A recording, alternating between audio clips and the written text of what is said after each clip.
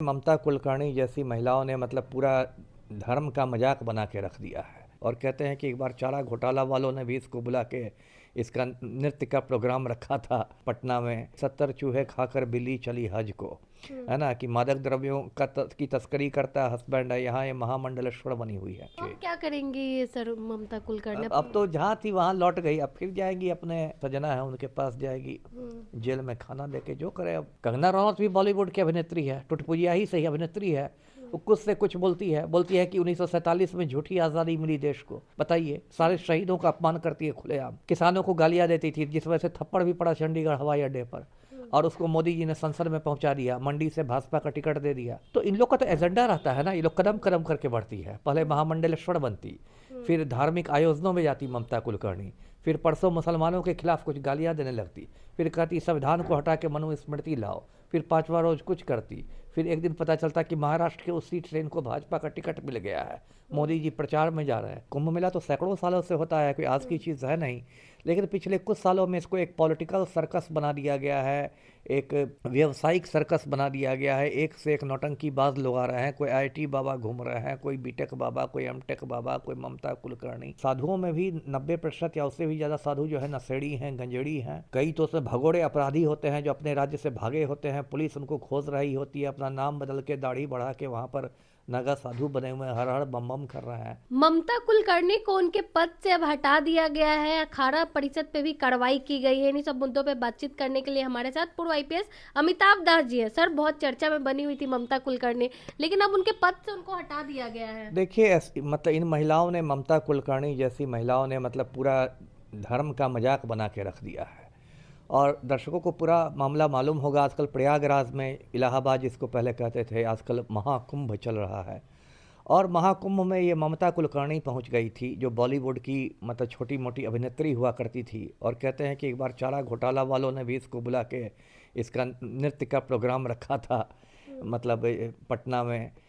तो ये ममता कुलकर्णी है और ये एक विवादित अभिनेत्री है, और इसका पति का नाम है विकी गोस्वामी, और वो मादक द्रव्यों का तस्कर है, मतलब ड्रग्स का बड़ा स्मगलर है। जेल जाता आता रहता, अभी भी शायद जेल में है बंद।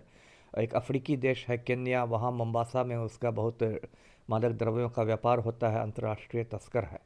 और बताइए, ममता कुलकर्णी पहुँच गई कुंभ, और वहाँ जो किन्नर का अखाड़ा रहता है, किन्नरों के अखाड़ा में इसको महामंडलेश्वर की उपाधि दे दी गई, जो एक मतलब धार्मिक उपाधि है। इसका ऐसे कोई आधिकारिक महत्व नहीं है, लेकिन इसको एक सम्मानित किया गया। और उसके बाद ऐसा इसका वीडियो सब वायरल होने लगा सोशल मीडिया पर कि एकदम इसकी आंखों से टप टप आंसू निकल रहे हैं ममता कुलकर्णी का। और जो लक्ष्मी त्रिपाठी है, किन्नर अखाड़ा के प्रमुख, वो लोग इसको मतलब सम्मानित कर रही हैं। तो इस पर बहुत सारी बातें हुई, बहुत लोगों, मैंने खुद अपने फेसबुक पर लिखा था कि 70 चूहे खाकर बिल्ली चली हज को, है ना, कि मादक द्रव्यों की तस्करी करता है हस्बैंड है, यहाँ ये महामंडलेश्वर बनी हुई है। तो देखिए, अब कुंभ मेला बिल्कुल एक अब सर्कस बन गया है। अब इसकी जो पहले एक प्राचीनता थी, कुंभ मेला तो सैकड़ों सालों से होता है, कोई आज की चीज़ है नहीं, लेकिन पिछले कुछ सालों में इसको एक पॉलिटिकल सर्कस बना दिया गया है, एक व्यवसायिक सर्कस बना दिया गया है। एक से एक नौटंकीबाज लोग आ रहे हैं, कोई आईटी बाबा घूम रहे हैं, कोई बीटेक बाबा, कोई एमटेक बाबा, कोई ममता कुलकर्णी, बिल्कुल सर्कस बन गया है। तो अब जब बहुत ज़्यादा आलोचना हुई, तब जो वहाँ धर्मगुरुओं ने ममता कुलकर्णी को महामंडलेश्वर पद से हटा दिया है, और जो लक्ष्मी त्रिपाठी है, किन्नर अखाड़ा की प्रमुख, उसको भी हटाया गया है। और अब इन लोग को लग रहा है कि इसकी वजह से बहुत हमारी फजीहत हो गई है, कुंभ की फजीहत हुई है, धर्म गुरुओं की फजीहत हुई है।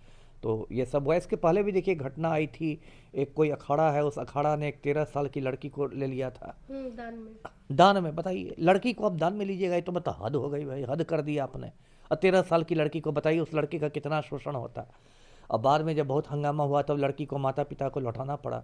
तो ये सब देखिए, साधुओं में भी 90% या उससे भी ज़्यादा साधु जो है नशेड़ी हैं, गंजेड़ी हैं। कई तो उसमें भगोड़े अपराधी होते हैं जो अपने राज्य से भागे होते हैं, पुलिस उनको खोज रही होती है, अपना नाम बदल के दाढ़ी बढ़ा के वहाँ पर नागा साधु बने हुए हर हर बम बम कर रहे हैं।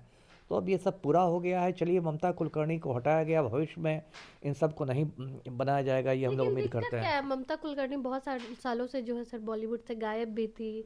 वो अगर संन्यास लेती है तो अच्छी बात है। वो अगर नहीं नहीं, ठीक है, अच्छी बात तो ऐसे आप कह सकते हैं कि ठीक है, अच्छी बात है, लेकिन मतलब इन लोगों ने एक मजाक बना के रख दिया है ना, सर्कस नहीं होना चाहिए था। यदि ठीक है वो जाती और बिना कैमरे के ये सब होता है ना, वो अकेले में ये करती, उसका पर्सनल लाइफ है वो अकेले में करती, लेकिन इन लोगों ने तो एक सर्कस बना के रख दिया है कि इसकी पूरी वीडियो रिकॉर्डिंग होगी, पूरा उसको वायरल किया जाएगा, ये होगा, इतना ताम झाम।